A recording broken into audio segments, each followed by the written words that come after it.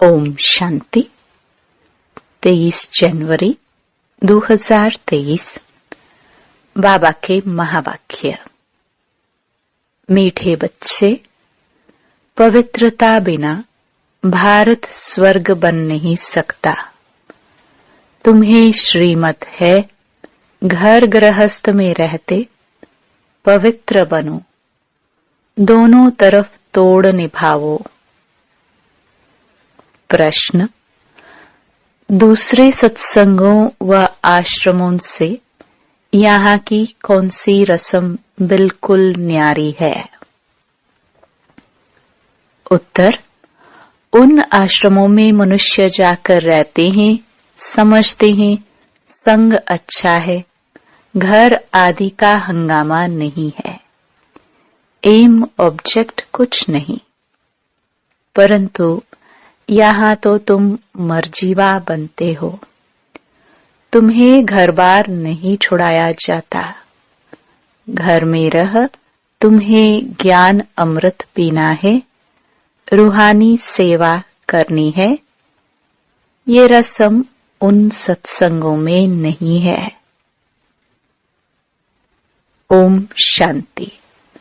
बाप बैठ बच्चों को समझाते हैं, क्योंकि बच्चे जानते हैं कि यहाँ बाप ही समझाते हैं, इसलिए घड़ी घड़ी शिव भगवानुवाच कहना भी अच्छा नहीं लगता। वह गीता सुनाने वाले कहेंगे कृष्ण भगवानुवाच, वह तो होकर गए हैं। कहते हैं श्री कृष्ण ने गीता सुनाई थी, राजयोग सिखाया था। यहाँ तो तुम बच्चे समझते हो शिव बाबा हमको राजयोग सिखला रहे हैं, और कोई सत्संग नहीं जहाँ राजयोग सिखाते हो। बाप कहते हैं मैं तुमको राजाओं का राजा बनाता हूँ। वह तो सिर्फ कहेंगे कृष्ण भगवानुवाच, मन मना भव। कब कहाँ था? तो कहते हैं 5000 वर्ष पहले। वह कोई कहते क्राइस्ट से 3000 वर्ष पहले। 2000 वर्ष नहीं कहते, क्योंकि 1000 वर्ष जो बीच में है उसमें इस्लामी बौद्धि आए, तो क्राइस्ट से 3000 वर्ष पहले सतयुग सिद्ध हो जाता है। हम कहते हैं आज से 5000 वर्ष पहले गीता सुनाने वाला भगवान आया था और आकर देवी देवता धर्म स्थापन किया था। अब 5000 वर्ष बाद फिर से उनको आना पड़े। यह है 5000 वर्ष का चक्र। बच्चे जानते हैं कि यह बाप इस द्वारा समझा रहे हैं। दुनिया में तो अनेक प्रकार के सत्संग हैं जहाँ मनुष्य जाते हैं। कोई आश्रमों में जाकर रहते भी हैं, तो उसको ऐसे नहीं कहेंगे कि मात पिता पास जाए जन्म लिया व उनसे कोई वर्षा मिलता है। नहीं, सिर्फ वह संग अच्छा समझते हैं। वहाँ घर आदि का कोई भी हंगामा नहीं होता। बाकी एम ऑब्जेक्ट तो कुछ भी नहीं है। यहाँ तो तुम कहते हो हम मात पिता के पास आए हैं। यह है तुम्हारा मर्जीवा जन्म। वह लोग बच्चों को एडॉप्ट करते हैं, तो वह जाकर उनका घर बसाता है। यहाँ वह रस्म नहीं है कि पियर घर ससुर घर को छोड़ यहाँ आकर बैठे। यह हो नहीं सकता। यहाँ तो गृहस्थ में रहते कमल फूल समान रहना है। कुमारी है वह कोई भी है, उनको कहा जाता है घर में रह रोज ज्ञान अमृत पीने आओ। नॉलेज समझकर फिर औरों को समझाओ। दोनों तरफ तोड़ निभाओ। गृहस्थ व्यवहार में भी रहना है। अंत तक दोनों तरफ निभाना है। अंत में यहाँ रहे या वहाँ रहे, मौत तो सभी का आना है। कहते हैं राम गयो रावण गयो, तो ऐसे नहीं कि सभी को यहाँ आकर रहना है। यह तो निकलते तब हैं जब विष के लिए उन्हों को सताया जाता है। कन्याओं को भी रहना घर में है। मित्र संबंधियों की सर्विस करनी है। सोशल वर्कर तो बहुत हैं। गवर्नमेंट इतने सबको तो अपने पास रख नहीं सकती। वह अपने गृहस्थ व्यवहार में रहते हैं, फिर कोई न कोई सेवा भी करते हैं। यहाँ तुमको रूहानी सेवा करनी है। गृहस्थ व्यवहार में भी रहना है। हाँ, जब विकार के लिए बहुत तंग करते हैं तो आकर ईश्वरीय शरण लेते हैं। यहाँ विष के कारण बच्चियां मार बहुत खाती है और कहाँ भी यह बात नहीं है।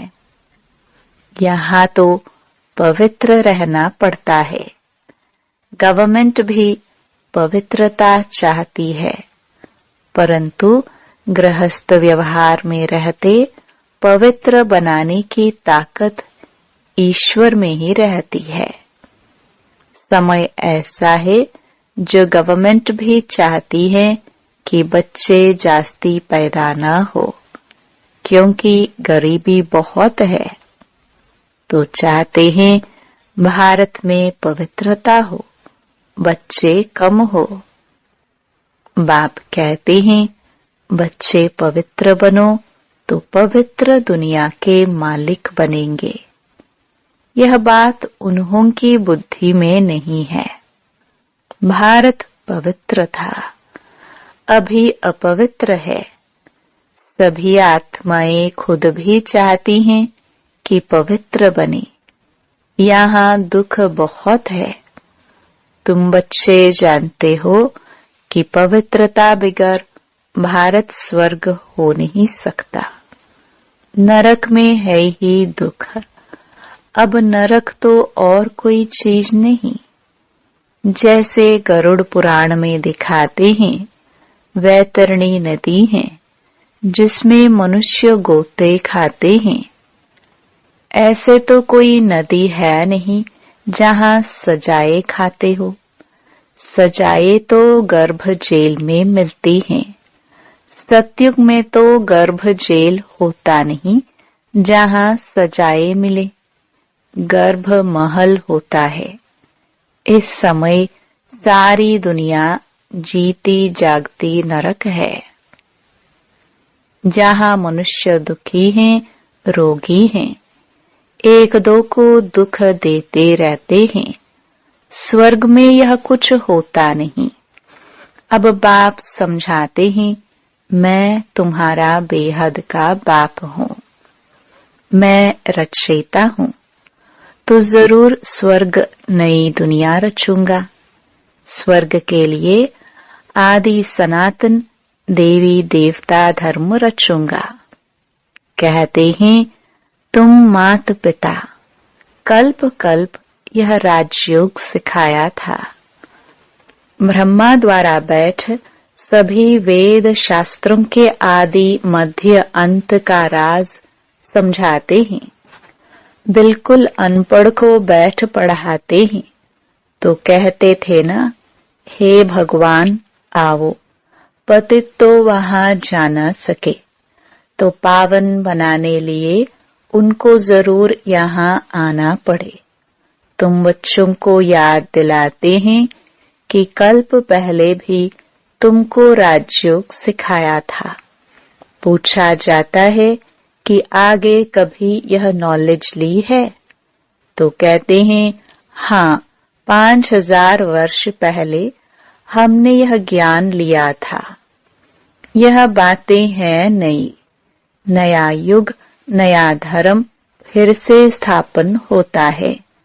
सिवाय ईश्वर के यह दैवी धर्म कोई स्थापन कर नहीं सकता। ब्रह्मा विष्णु शंकर भी नहीं कर सकते, क्योंकि वह देवताएं स्वयं रचना है। स्वर्ग का रचयिता मात पिता चाहिए। तुमको सुख घनेरे भी यहाँ चाहिए। बाप कहते हैं रचता मैं भी हूँ। तुमको भी ब्रह्मा मुख द्वारा मैंने रचा है। मैं मनुष्य सृष्टि का बीज रूप हूँ। भल कोई कितना भी बड़ा साधु संत आदि हो, परंतु किसके भी मुख से ऐसे नहीं निकलेगा। यह है गीता के अक्षर, परंतु जिसने कहा है वही कह सकता है, दूसरा कोई कह ना सके।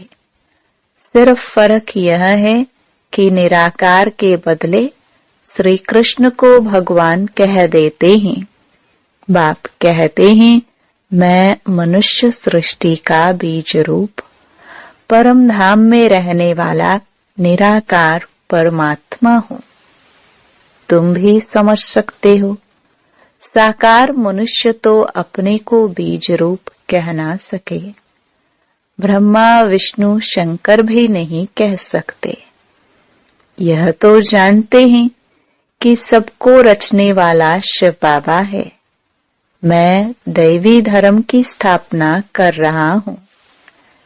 ऐसे कहने की भी कोई में ताकत नहीं।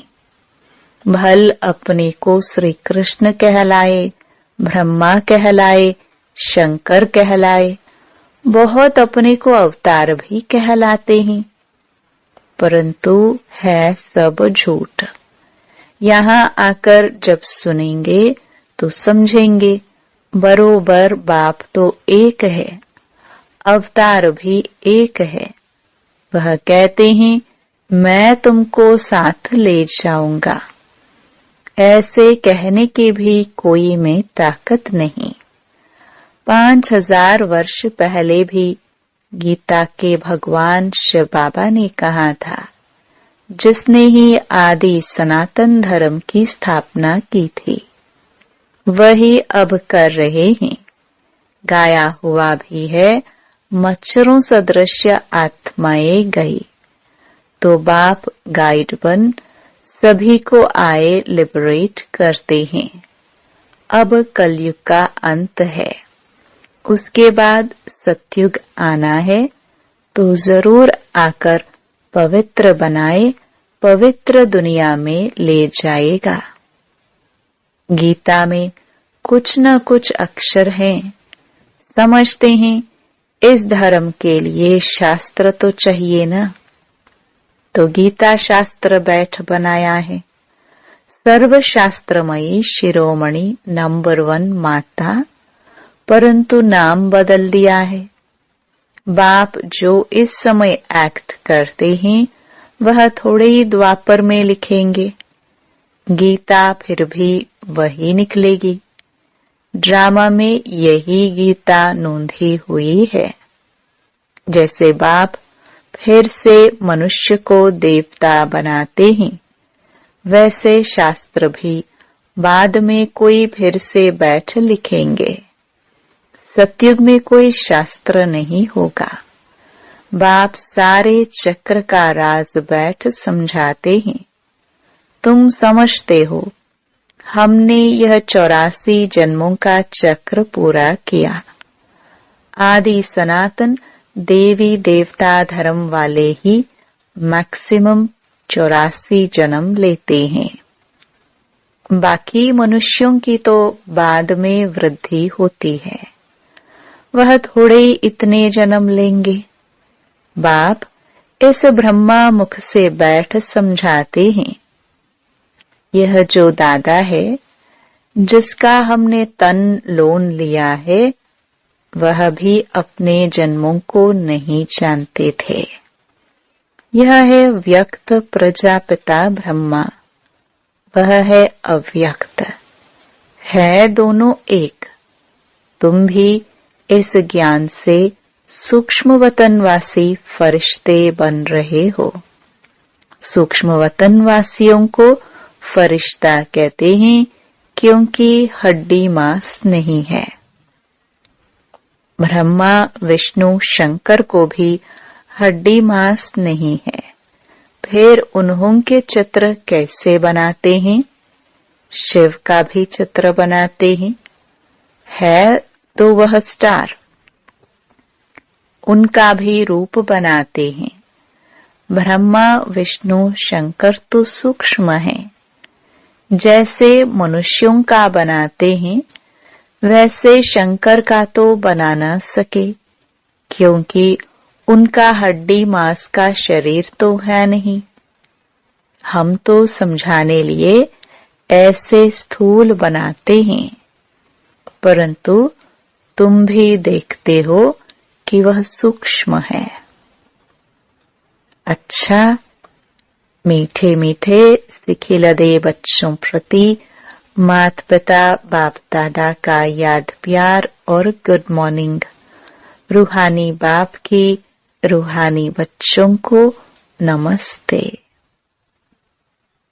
रात्रि क्लास 13 जुलाई 1968। मनुष्य दो चीज को जरूर चाहते हैं, एक है शांति, दूसरा सुख।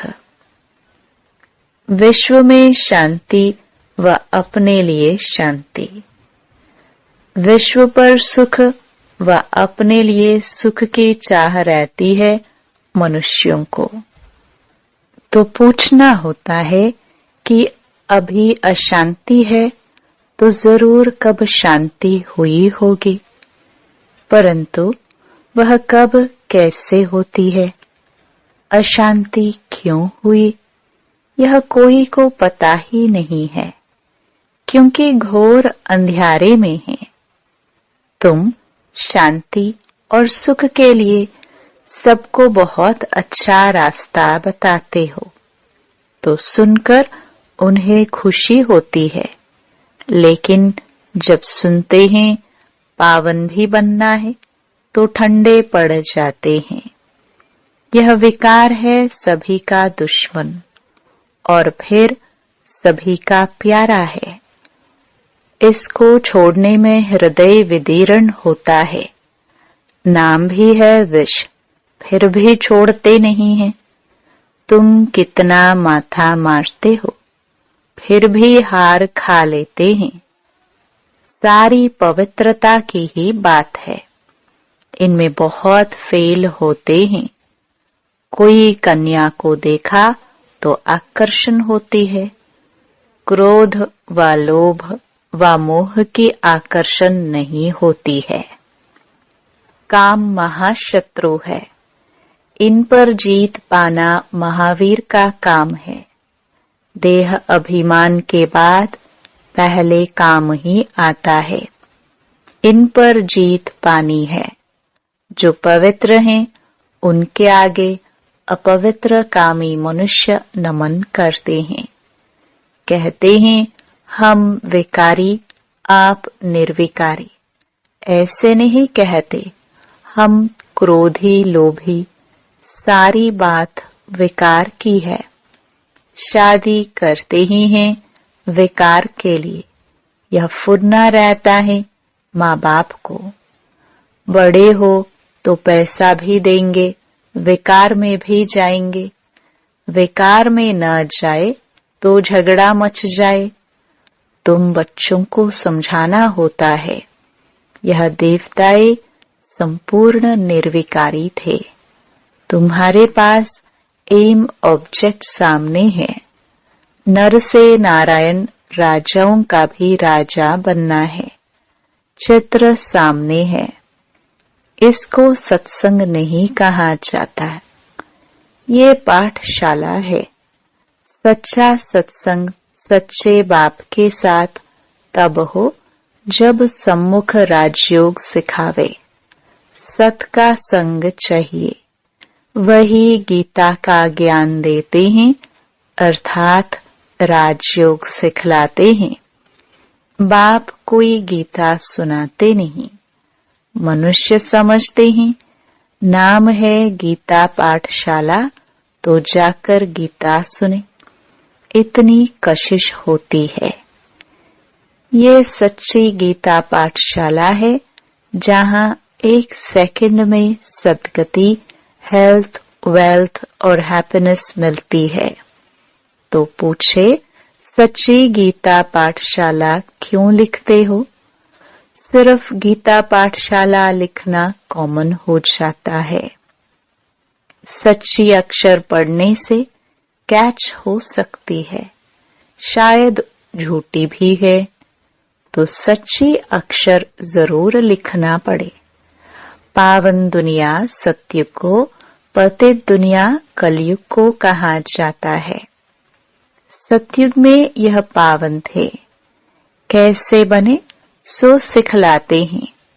बाप ब्रह्मा द्वारा पढ़ाते हैं, नहीं तो पढ़ाएंगे कैसे? यह यात्रा समझेंगे वही जिन्होंने कल्प पहले समझा है। भक्ति मार्ग के दुबन में फंसे हुए हैं। भक्ति का भभका बहुत है, यह तो कुछ भी नहीं है। सिर्फ स्मृति में रखो, अभी वापस जाना है, पवित्र बनकर जाना है। इसके लिए याद में रहना है। बाप जो स्वर्ग का मालिक बनाते हैं, उनको याद नहीं कर सकते। मुख्य बात यह है, सभी कहते हैं इसमें ही मेहनत है।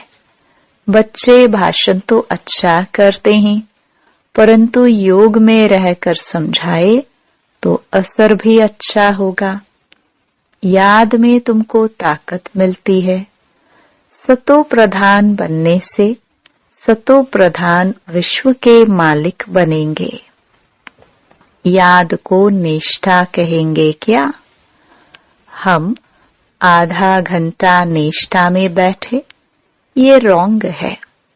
बाप सिर्फ कहते हैं याद में रहो, सामने बैठ सिखलाने की दरकार नहीं। बेहद बाप को बहुत लव से याद करना है, क्योंकि बहुत खजाना देते हैं। याद से खुशी का पारा चढ़ना चाहिए, अतीन्द्रिय सुख फील होगा। बाप कहते हैं तुम्हारी यह लाइफ बहुत वैल्यूएबल है, इनको तंदुरुस्त रखना है। जितना जिएंगे उतना खजाना लेंगे। खजाना पूरा तब मिलेगा जबकि हम सतो प्रधान बन जाएंगे। मुरली में भी बल होगा। तलवार में जौहर होता है ना, तुम्हारे में भी याद का जौहर पड़े तब तलवार तीखी हो। ज्ञान में इतना जौहर नहीं है, इसलिए किसको असर नहीं होता है। फिर उनके कल्याण लिए बाबा को आना है। जब तुम याद में जौहर भरेंगे तो फिर विद्वान आचार्य आदि को अच्छा तीर लगेगा। इसलिए बाबा कहते हैं चाट रखो। कई कहते हैं बाबा को बहुत याद करते हैं, परंतु मुख नहीं खुलता। तुम याद में रहो तो विकर्म विनाश होंगे। अच्छा, बच्चों को गुड नाइट। धारणा के लिए मुख्य सार। पहला, घर में रहते भी रूहानी सेवा करनी है, पवित्र बनना और बनाना है। दूसरा, इस जीते जागते नरक में रहते हुए भी बेहद के बाप से स्वर्ग का वर्षा लेना है। किसी को भी दुख नहीं देना है। वरदान, अपनी सर्व विशेषताओं को कार्य में लगाकर उनका विस्तार करने वाले सिद्धि स्वरूप भव। जितना जितना अपनी विशेषताओं को मनसा सेवा व वाणी और कर्म की सेवा में लगाएंगे तो वही विशेषता विस्तार को पाती जाएगी। सेवा में लगाना अर्थात एक बीज से अनेक फल प्रकट करना। इस श्रेष्ठ जीवन में जो जन्म सिद्ध अधिकार के रूप में विशेषताएं मिली हैं, उनको सिर्फ बीज रूप में नहीं रखो, सेवा की धरनी में डालो तो फल स्वरूप अर्थात सिद्धि स्वरूप का अनुभव करेंगे। स्लोगन: विस्तार को न देख, सार को देखो और स्वयं में समालो। यही तीव्र पुरुषार्थ है। ओम शांति।